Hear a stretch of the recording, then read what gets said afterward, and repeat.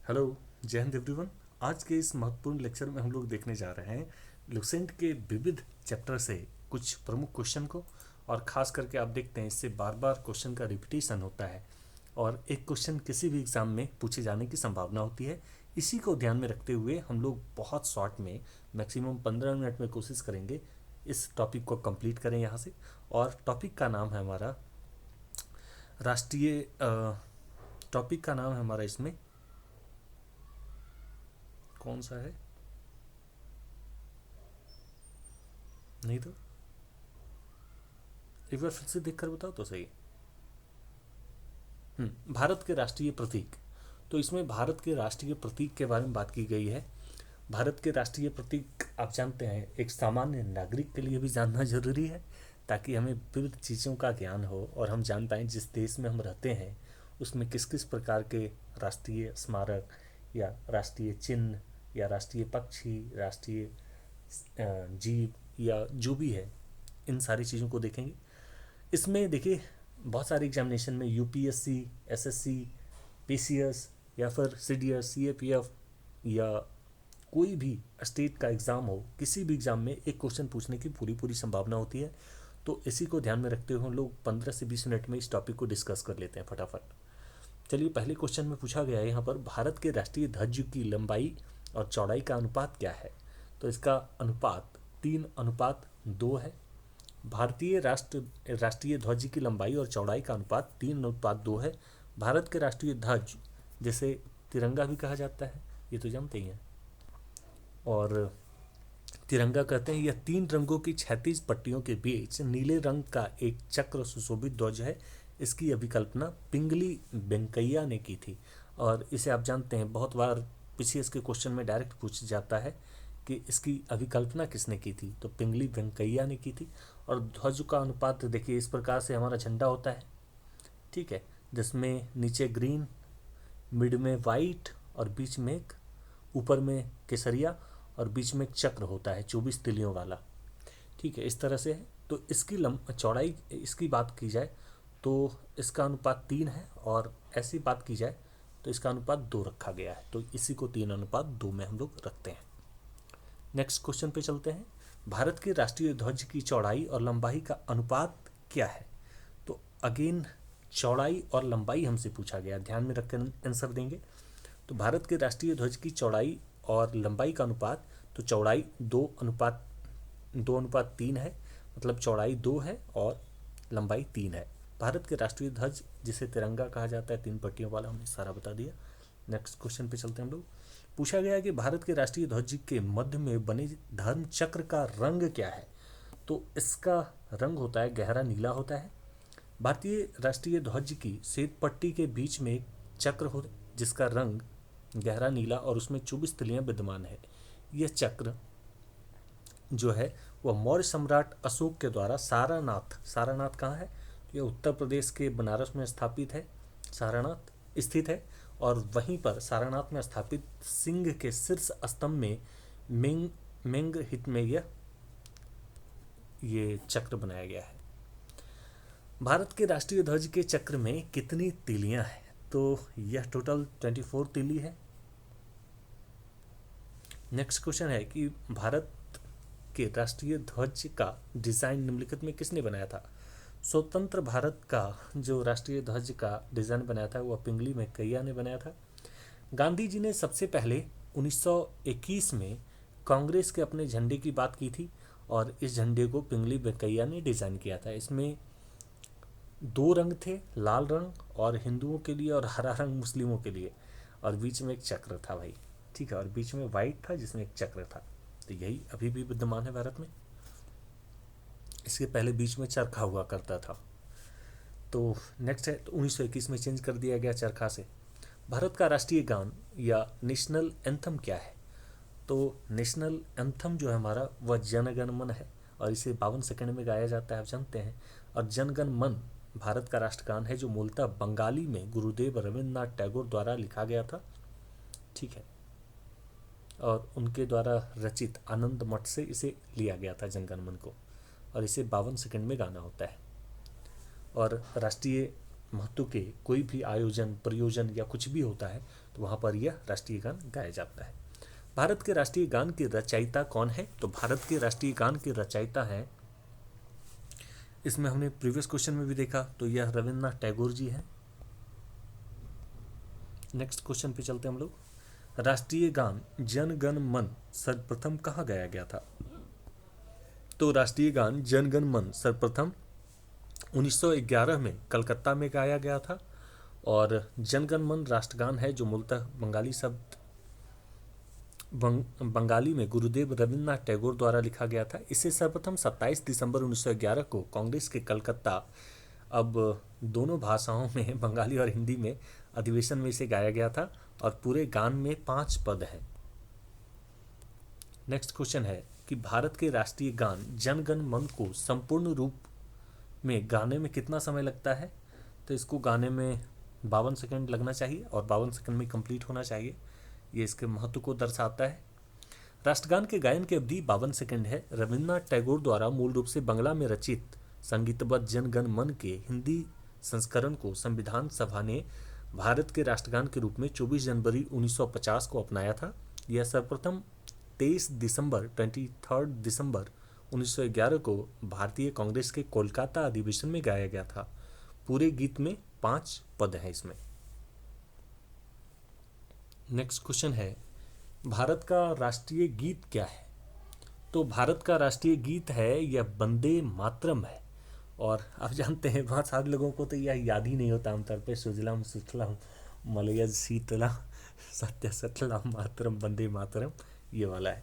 तो वंदे मातरम बंकिम चंद्र चट्टोपाध्याय द्वारा संस्कृत बंगला मिश्रित भाषा में रचित इस गीत का प्रकाशन 1982 में उनके उपन्यास आनंद मठ में अंतर्निहित गीत के रूप में हुआ था। इस उपन्यास में गीत भावानंद के नाम से सन्यासी थे, उनके द्वारा गाया गया और इसकी धुन यदुनाथ भट्टाचार्य ने बनाई थी। इस गीत को गाने में 65 सेकेंड 1 मिनट 5 सेकेंड का समय लगता है। ठीक है, तो इन सारी चीज़ों को देखें कि हमारे राष्ट्रीय महत्व के जो भी चीज़ है उसमें हर चीज़ को टाइमिंग के साथ जोड़ा गया है, तो इसलिए यह बहुत महत्वपूर्ण है। किसी भी कंट्री में इस प्रकार की व्यवस्था नहीं की गई, लेकिन हमारे भारत में इन चीज़ों का भी ख्याल रखा गया था। ओके, नेक्स्ट क्वेश्चन पे चलते हैं हम लोग। नेक्स्ट क्वेश्चन है, भारत के राष्ट्रीय गीत के रचयिता कौन है? तो बंकिम चंद्र चटर्जी हैं, हमने देख लिया इसे भी। अब नेक्स्ट क्वेश्चन है कि भारत के राष्ट्रीय गीत के गायन की अवधि क्या है? तो ये लगभग 65 सेकेंड है। फिर नेक्स्ट क्वेश्चन है, भारत का राष्ट्रीय गीत वंदे मातरम सर्वप्रथम कब गाया गया? तो सर्वप्रथम 1896 में गाया गया था। बंकिम चंद्र चट्टोपाध्याय द्वारा लिखित वंदे मातरम गीत भारत का राष्ट्रीय गीत है। बंकिम चंद्र चट्टोपाध्याय ने 7 नवंबर 1876 को बंगाल के कांतलपाडा नाम के गांव में इस गीत को लिखा था। वंदे मातरम गीत के पहले 2 पद संस्कृत में तथा बाकी पद बंगला भाषा में थे। सर्वप्रथम 1896 में कांग्रेस के कलकत्ता अधिवेशन में इस गीत को गाया गया था।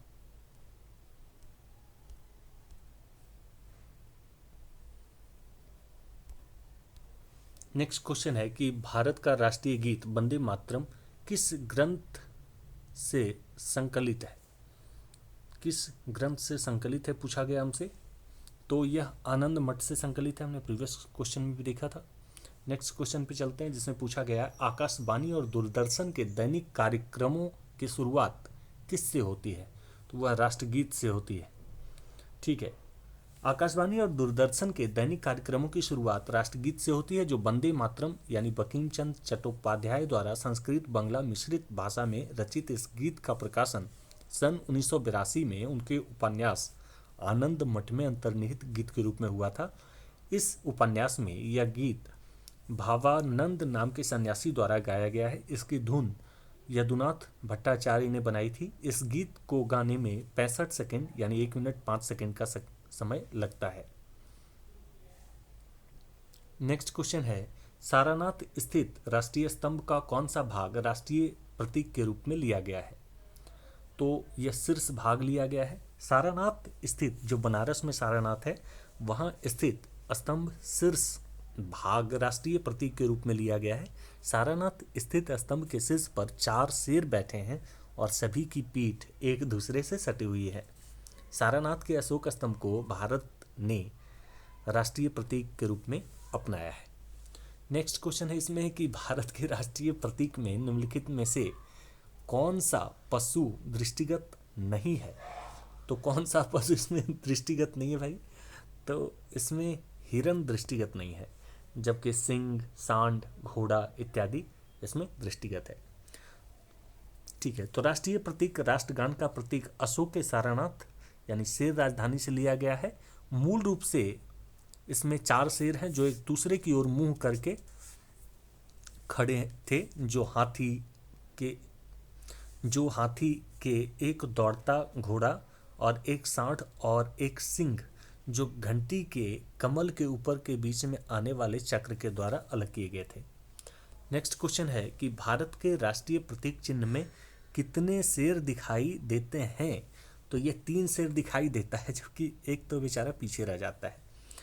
तो राष्ट्रीय प्रतीक या राष्ट्र का प्रतीक अशोक के सारनाथ शेर राजधानी से लिया गया है। मूल रूप से 4 शेर हैं जिसमें 3 दिखाई देता है, जबकि एक बेचारा पीछे रह जाता है, इसलिए 3 ही दिखाई देता है इसमें। और साथ में दौड़ता घोड़ा, एक सांड और सिंह इत्यादि इसमें ऊपर में है।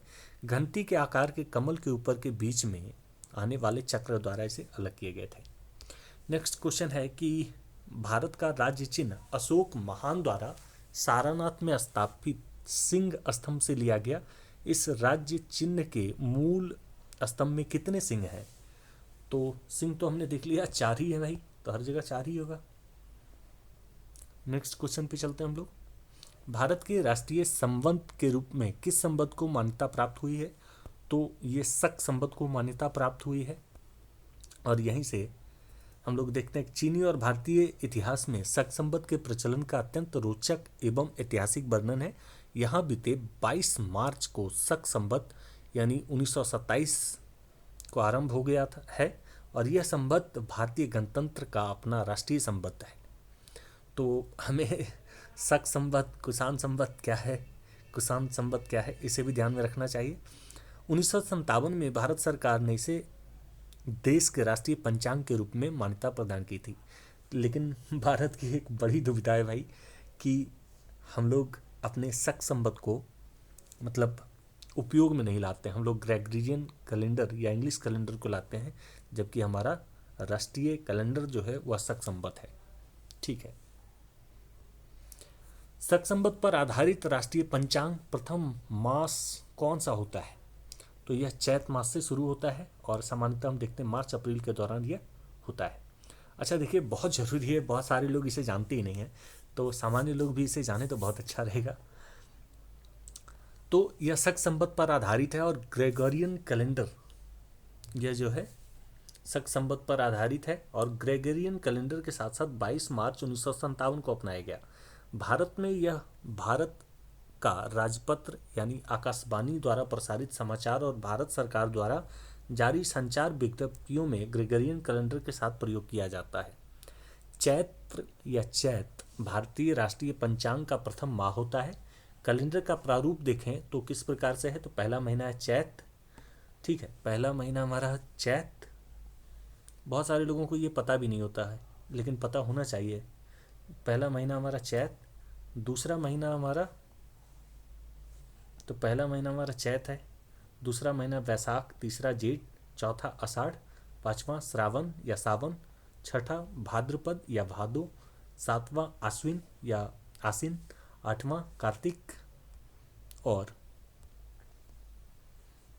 9वां महीना है हमारा अग्रहायण या मार्गशीर्ष, 10वां महीना पौष, 11वां महीना माघ और 12वां महीना फाल्गुन है। तो इसे भी हमें ध्यान रखना चाहिए। आज पूछ लीजिए किसी भी इंसान को जो खास करके CBSE या किसी ICSE बोर्ड से पढ़ा हुआ, उसे तो बिल्कुल ही हवा नहीं लगेगा कि ये क्या चीज़ है। ठीक है, तो सभी को ये चीज़ हालांकि जानना चाहिए था। नेक्स्ट क्वेश्चन पे चलते हैं हम लोग। शक संवत पर आधारित राष्ट्रीय पंचांग अंतिम मास क्या होता है? तो इसमें अंतिम मास के तौर पे देखें फागुन होता है और प्रथम माह होता है चैत। ठीक है। अब नेक्स्ट क्वेश्चन है कि भारत का राष्ट्रीय पशु कौन है? तो भारत का राष्ट्रीय पशु बाघ है, टाइगर है, टाइग्रेस। ओके। तो भारत का राष्ट्रीय पशु सन 1973 में बंगाल टाइगर को राष्ट्रीय पशु घोषित किया गया और 1973 में प्रोजेक्ट टाइगर के तहत टाइगर को संरक्षण प्रदान किया गया था। और इससे पहले शेर, यानी पहले शेर भारत का राष्ट्रीय पशु था, लेकिन 1973 के बाद टाइगर को भारत का राष्ट्रीय पशु घोषित किया गया है। नेक्स्ट क्वेश्चन पे चलते हैं हम लोग। बाघ से पूर्व भारत का राष्ट्रीय पशु क्या था? तो वह था सिंह या शेर, लेकिन 1973 में बदल करके इसको क्या कर दिया गया? तो इसे सिंह कर दिया गया। नेक्स्ट क्वेश्चन है कि भारत का राष्ट्रीय पक्षी कौन सा है? तो राष्ट्रीय पक्षी भारत का मयूर है। भारत का राष्ट्रीय पक्षी मोर, जिसे पावो क्रिस्टेसस कहा जाता है इंग्लिश में, या उसका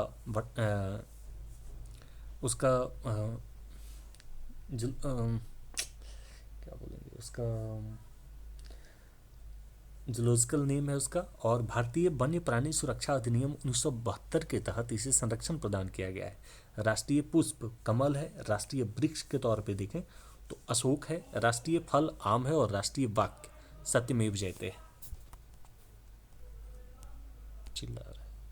तो भारत का, देखिए इसमें भारत का राष्ट्रीय पक्षी पूछा गया है, तो भारत का राष्ट्रीय पक्षी मोर है। और व्याख्या को देखें तो भारत का राष्ट्रीय पक्षी मोर है, जिसे हम पावो क्रिस्टेसस कहा जाता है। कभी एक बार इसका नाम पूछ लेता है। तो भारतीय वन्य प्राणी सुरक्षा अधिनियम 1972 के तहत इसे संरक्षण प्रदान किया गया है। और राष्ट्रीय पुष्प कमल है। और राष्ट्रीय वृक्ष के तौर पे देखें तो यह अशोक का वृक्ष है। राष्ट्रीय फल हमारा आम है भारत का। और राष्ट्रीय वाक्य सत्यमेव जयते है। तो इन सारी चीज़ों को भी साथ में ध्यान में रखें, ठीक है। और नेक्स्ट क्वेश्चन है, भारत का राष्ट्रीय आदर्श वाक्य क्या है? तो भारत का राष्ट्रीय आदर्श वाक्य है सत्यमेव जयते। ओके। और भारत का राष्ट्रीय पक्षी मोर, अच्छा इसे तो हमने प्रीवियस क्वेश्चन में भी देख लिया। और यहाँ पर ये हमारा कंप्लीट हो जाता है ये एपिसोड। देखने के लिए सभी को धन्यवाद। अगर हमारा यह वीडियो अच्छा लगता है तो इस वीडियो को लाइक करके चैनल को सब्सक्राइब कर लें। और अगर आपकी इच्छा है तो कुछ लोगों को शेयर करके जोड़ सकते हैं चैनल के थ्रू, ठीक है, जिससे हमें भी मोटिवेशन मिले। देखने के लिए सभी को धन्यवाद अगेन। जय हिंद।